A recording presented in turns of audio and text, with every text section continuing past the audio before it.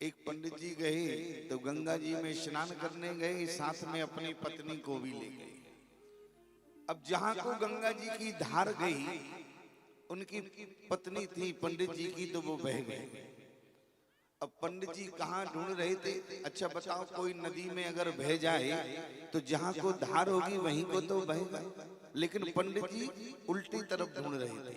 किसी ने कहा पंडित जी से क्या ढूंढ रहे हो? बोले पत्नी बह गई। अरे बह गई तो जहां धार होगी वहां वही होगी, उल्टे। अरे बोले जो जिंदगी भर कभी सीधी नहीं चली तो क्या गारंटी है कि वो सीधी वही होगी, वो तो उल्टी ही वही होगी। ध्यान देना प्यार। मैं तो आपसे निवेदन करना चाहता हूँ, आत्मदेव की जो पत्नी है ना, पंडित जी तो बड़े ही सरल वेद वेदांत के ज्ञाता हैं, लेकिन उनकी पत्नी जो धुंधली देवी है, वो पंडित जी की हर बात को काट देती है, उल्टी चलने वाली।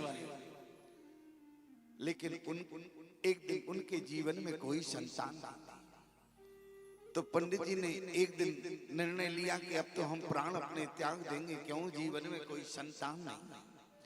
तो गए जंगल में जाके बैठकर रोने लगे, क्या करें। एक संत गुफा में बैठे हुए थे, उन्होंने रोने की आवाज सुनी तो निकल कर आए, और जैसे ही निकल कर आए, संत ने रोने की आवाज सुनी, निकल कर आए। आत्मदेव जी से पूछा रोने का कारण क्या है? बोले संत जी के चरणों में गिर पड़े। बोले माँ आप अच्छे मिल गए। क्यों? बोले संत अगर जीवन में मिल जाए तो समझ लेना तुम्हारे दुख की निवृत्ति है। आप अच्छे मिल गए, एक समस्या है। समस्या क्या है? बोले हमारे जीवन में संतान नहीं है, आप ऐसा आशीर्वाद देवे कि संतान हो जाए। संत जी को लगा, बोले वाह, मैं तो सोच रहा था कि हमारे भगवान के लिए रो रहा है, ये तो संतान के लिए रो रहा। महात्मा जी ने बहुत समझाया, देखो ये बेटा बेटी के चक्कर में मत पड़ो, तुम तो भगवान का भजन करो, तुम्हारा कल्याण होगा, मुझे देखो। लेकिन बात समझ में नहीं आई। बोले तुम तो ठहरे बाबा जी, तुम क्या जानो गृहस्थ में क्या सुख होता है। अरे जिस समय पोता आंगन में खेलता है तो आंगन की सुंदरता होती है। लेकिन महात्मा ने कहा कि देखो बेटा के चक्कर में मत पड़ो। बेटा जानते हो एक कलयुग है। क्यों? ईमानदारी से बताओ आज के बेटा कैसे निकल रहे हैं पता है? बोले जियते बाप संग दंगम दंगा। आज के बेटा अरे जियते बाप संग दंगम दंगा, मरे बाप पहुंचावे गंगा। क्यों?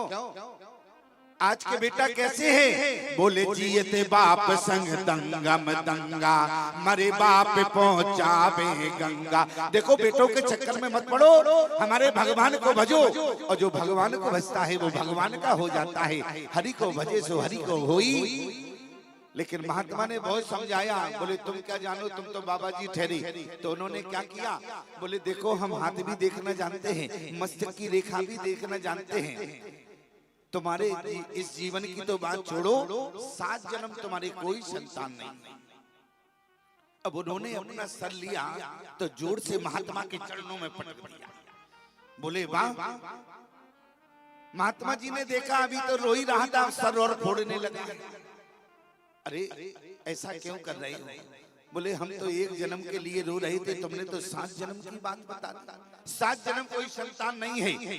महात्मा जी से कहा कि अभी तो हमने सर धीरे से पटका है, अब आशीर्वाद दो, अन्यथा ऐसा सर फोड़ेंगे कि यही हमारे प्राण निकल जाएंगे। और महात्मा बोले क्या करें, समझाया बहुत लेकिन फिर भी नहीं मान रहा।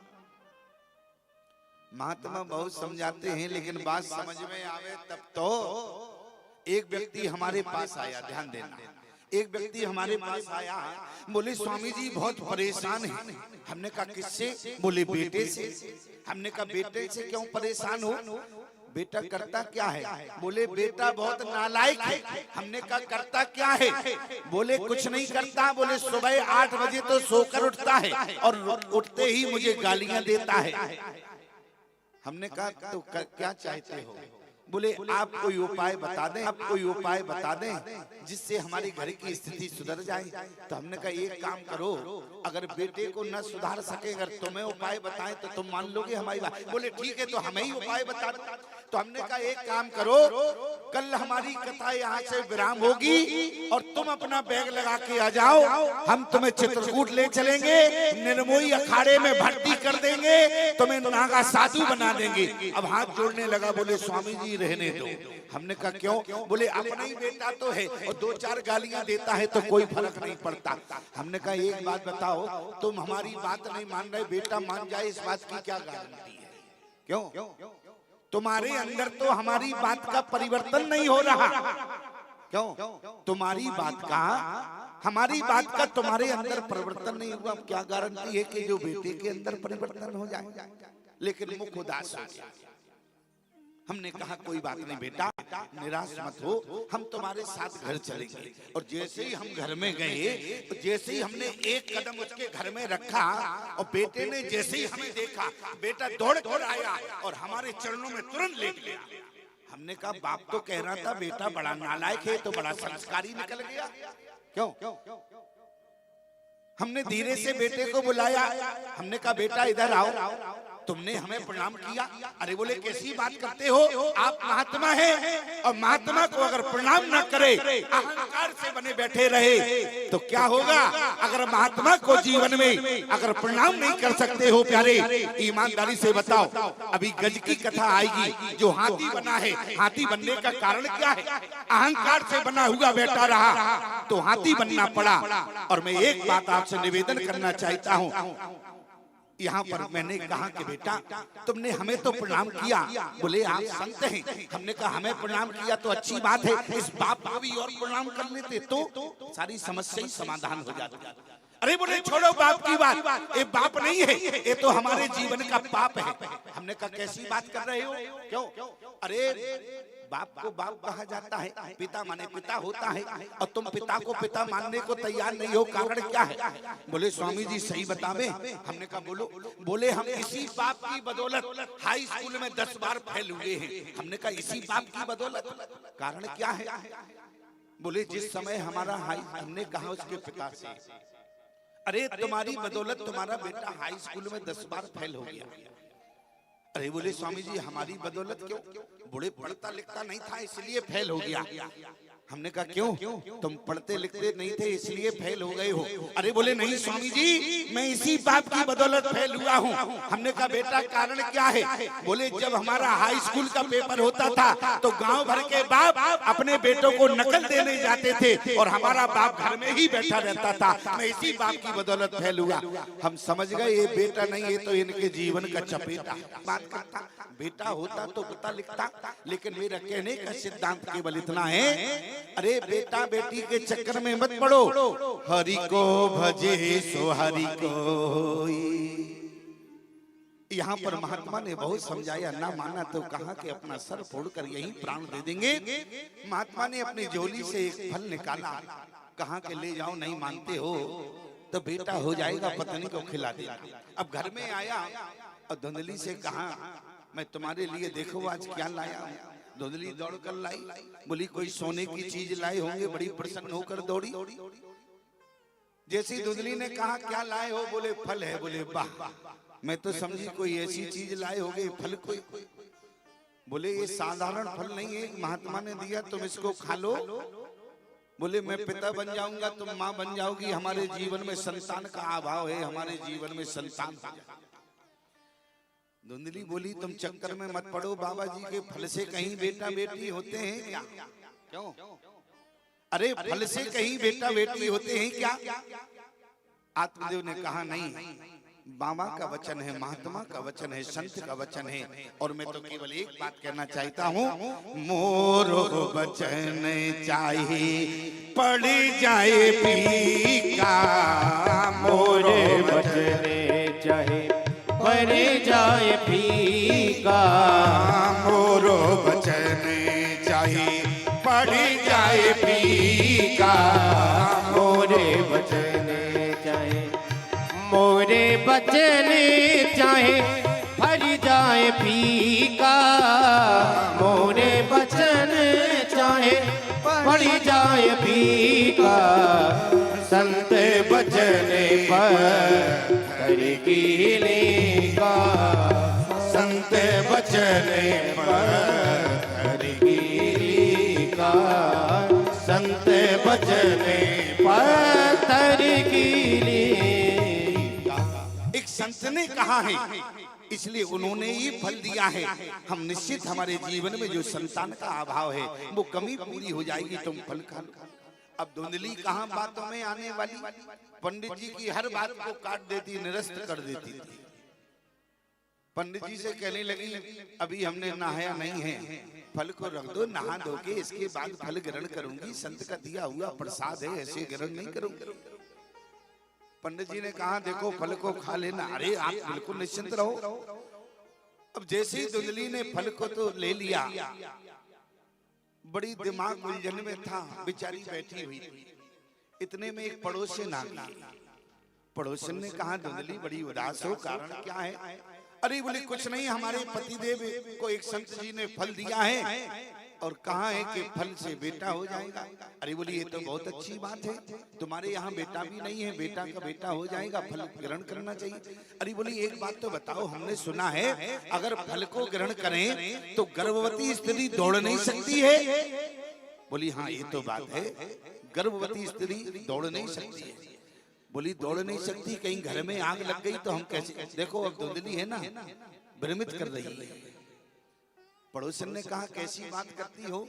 अरे शुभ शुभ सोचो, कोई ऐसी बात करता है? बोली मान लो कहीं घर में आग लग गई तो? बोली ऐसा क्यों सोचती हो, अच्छी बात है, यही तो धुंधली है, भ्रमित कर रही है। बोली हमने सुना है गर्भवती स्त्री ज्यादा काम नहीं कर सकती। बोली हाँ काम भी नहीं कर सकती। बोली तो एक काम करो, नंद को बुला लेना और नंद को देना तो वैसे ही पड़ता है। क्यों? आप लोग नंद का मतलब समझती हो? क्यों माताओं? नंद का मतलब भाई की बहन को नंद कहा जाता है। अब तुम्हारे यहाँ क्या कहते हैं? क्यों क्या कहते हैं तुम्हारे यहाँ? भाई की बहन नंद कहते हैं ना? हाँ वही तो कहा मैंने, नंद कहते हैं। अच्छा देखो, अब भाई के बेटा होवे तो बहन तो लेने आएगी। पड़ोसन ने कहा देना तो वैसे ही पड़ेगा, तो क्यों ना काम करा के दिया जाए, पहले से बुला लेना, बहन काम करेगी और इसके बाद में उसको कुछ दे देना। देखो लेकिन धुंधली ने कहा, देखो नंद की बात मत करना, ना मालूम कितना ले जाए यहाँ से। अब बुद्धि को भ्रमित कर रही है। अंत में पड़ोसन ने कहा, जो तुम्हें दिखाई देवे सो करो, हमें से कोई मतलब नहीं। पड़ोसन तो चली गई।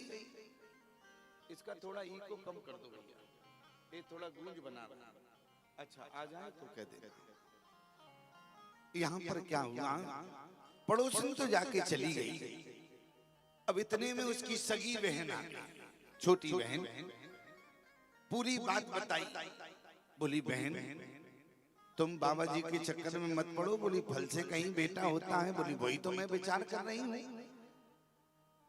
बोली एक काम करो, हमारे यहाँ अगर पति देव ने कहा है तो तुम फल को गाय को खिला देना। एक गाय भी उनके यहाँ थी, उसके भी कोई बछड़ा नहीं, उसने भी आज तक किसी बछड़े को जन्म नहीं दिया। तुम फल गाय को खिला देना और हमारे यहाँ बहुत हैं तो एक तुम ले लेना, और भगवान की कृपा से एक गर्भ में ही है और जैसे ही जन्म लेगा हम तुम्हें दे जाएंगे और तुम कह देना मैंने फल को खा लिया, मैं गर्भवती हो गई। बहन हो तो तुम्हारी जैसी हो, क्या सलाह दी है तुमने? और धुंधली ने वही किया जो बहन सलाह दी। पंडित जी ने पूछा फल को खाया? बोली खा लिया, बहुत आराम हो गया, फायदा हो गया। पंडित जी का तो प्रसन्न का ठिकाना नहीं रहा। और कुछ दिन बाद धुंधली ने नहीं, उसकी बहन के बेटा हुआ, रातों रात बेटा अपनी बहन को दे गई। और यहाँ सुबह पंडित जी को मालूम चला कि मैं पिता बन गया। गांव में समाचार फैल गया, जिनकी यहाँ निसंतान थी, कोई संतान नहीं थी, आज उनके यहाँ बेटा हुआ। पंडित जी प्रसन्न हो गए और 3 महीने बाद गऊ के भी बेटा हो गया और गऊ ने भी जन्म दिया। स्थिति क्या रही? गांव वाले दौड़कर आए, देखो जब भगवान देता है तो कितना देता है। गाय ने भी कभी नहीं जना, लेकिन गाय के भी और यहाँ पंडित जी के भी खुशी का ठिकाना नहीं रहा। नाम रखने का समय आया तो पंडित जी ने देखा जो गाय का था, गाय जैसे उसके कान थे इसलिए उसका नाम गौकर्ण रखा। और जैसे अपने बेटे का नाम रखने लगे तो धुंधली बोली वाह, पेट में हमने धरा है तो नाम भी हम ही धरेंगे। तो बोले तुम क्यों धरोगे? बोले तो तुम रख लो। बोली हमारा नाम है धुंधली और हमारे बेटे का नाम होगा धुंधकारी। क्या हो गया? बोले जो गोकर्ण था वो विख्यात हो गया, वेद वेदांत का विख्यात हो गया, और जो धुंधली का धुंधकारी था वो कुख्यात हो गया। एक विख्यात है, एक कुख्यात हो गया। बड़ा हुआ, आत्मदेव जी उससे तंग आ गए। आत्मदेव ने एक दिन गौकर्ण से कहा, गौकर्ण ने कहा एक बात बताओ, सुखी संसार में कौन है? बोले थोड़े थोड़े सम दुखी। ध्यान देना, कोई तन दुखी, कोई मन दुखी, कोई धन बिन रहते उदास, थोड़े थोड़े सब दुखी, सुखी राम का दास। संसार में कौन है जिसके जीवन में दुख ना हो? कोई पत्नी से दुखी है, कोई संसार में अपने बेटे से दुखी है, कोई पड़ोसी से दुखी है, कोई धन से, कोई तन दुखी, कोई शरीर से दुखी है। सुखी कौन है? कोई तन दुखी, कोई मन दुखी, कोई धन बिन रहते उदास, और थोड़े थोड़े सब दुखी, और सुखी राम का दास। अरे सुखी तो वही है जो भगवान की शरणागत है। और आज गोकर्ण ने वो उपदेश दिया। आत्मदेव जी ने घर का त्याग कर दिया, जंगल में चले गए और भगवान के यहाँ श्रीमद् भागवत के 10वें स्कंद का ध्यान करते करते अपने आप को ही समाप्त कर दिया। और यहाँ पर जब आत्मदेव जी घर छोड़कर चले गए तो जो धुंधकारी था अपनी माँ को पीटने लगा। बोले तुम्हें ही पिताजी धन देकर गए होंगे, धन कहाँ है? धुंधली बोली अब धन कहाँ रहा, तुम तो सब धन बर्बाद कर दिए हो। तो अब अपनी माँ को पीटने लगा तो धुंधली भी चली गई और कुआं में जाके गिर गई। और गोकर्ण जी को मालूम चला कि अब ना पिता रहे ना माँ रही, तो गोकर्ण जी भी तीर्थ यात्रा पर चले गए। और तीर्थ यात्रा पर गए प्यारे, यहाँ धुंधकारी ने वेश्याओं को लाकर अपने घर में ही रख लिया। अब चोरी से धन लाते थे, वेश्याओं को देते थे, गड़काओं को। एक दिन क्या हुआ? बोले राजा के यहाँ चोरी की, और राजा के यहाँ चोरी करके धन लाया, वेश्याओं को दिया। 5 वेश्याएं थी, कहने लगी बोली वाह धन तो बहुत है, लेकिन आज इसने राजा के यहाँ चोरी की, और अगर कहीं पकड़ा गया तो धन कहाँ है तो हमारा ही नाम लेगा, तो क्या होगा? बोले इसे मृत्यु दंड मिलेगा। 5 वेश्याओं ने सलाह किया, देखो अबला क्या ना कर सके, अबला क्या ना कर सके। 5 ने सलाह किया जब मृत्यु दंड मिलना है तो ये शुभ काम हम ही क्यों ना कर दे। धुंधकारी सो रहा था, चारपाई से बांधकर मुख में अंगार भर दिया और उसको रात को ही समाप्त कर दिया और उसी घर में दफना दिया। अब क्रियाक्रम ठीक से नहीं हुआ। वहां पर गोकर्ण को मालूम चला, यहाँ तो भूत बन चुका था। और गोकर्ण जी को जब मालूम चला कि हमारे भाई का भी पता ठिकाना नहीं, स्वर्गवास हो गया, तो अपने घर में आया। एक दिन घर में लेटे हुए थे, लेकिन जब स्वप्न में दिखाया, कभी भैंसा बन गया, कभी बैल बन गया। कौन हो? तो कहा मैं तुम्हारा भाई धुंधकारी हूं, इस रूप में।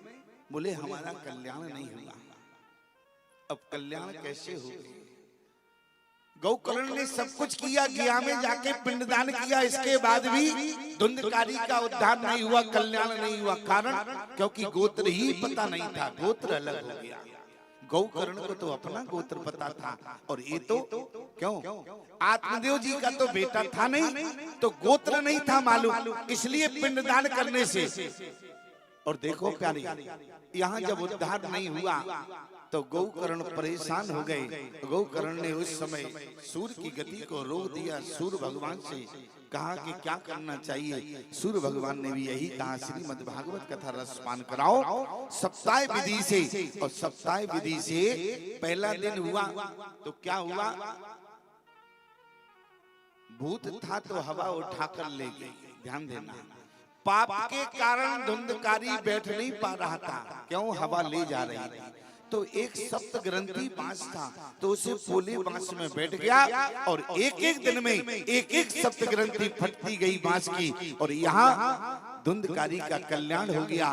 वहां विमान आ गया, बैकुंठ से धुंधकारी चला गया। जितने लोग कथा सुन रहे थे उन्होंने कहा, बोले वाह, कथा तो हमने भी सुनी, लेकिन विमान धुंधकारी के लिए आया केवल। तो वहां जब कहा गया तो वहां पार्षदों ने कहा कि देखो, जिस भाव से कथा सुनोगे वो भाव का फल मिलेगा। गौकर्ण ने कहा, चिंता मत करो, अभी तो हम हैं। क्यों, भाव ही प्रधान है। भाव से भजली उन्हें तो भव से बेड़ा पार है, भाव ही बस सार है। अगर भाव नहीं होगा तो कैसे कल्याण। एक व्यक्ति ने क्या किया, घोड़े को चुरा कर लाया, हाट में ले गया बेचने के लिए। और जब हाट में बेचने के लिए ले गया तो घोड़ा खरीदने वाला आया। घोड़े वाले खरीदने वाले ने कहा, बोले क्यों, घोड़ा तो अच्छा है, क्या भाव है, भाव बता दी। और इसके बाद खरीदने वाले ने कहा, घोड़े को जरा देखकर आए, घोड़ा कैसा दौड़ता है। बोले बिल्कुल। और जब से घोड़ा लेकर गया लौट कर नहीं आया, शाम हो गई।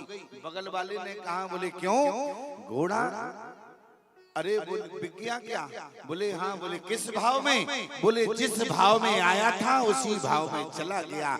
याद रखना, जिस भाव से आओगे कथा में वही फल पाओगे। अगर कल्याण उद्धार का होगा, कथा सुनकर हमारा कल्याण होगा तो कल्याण होगा।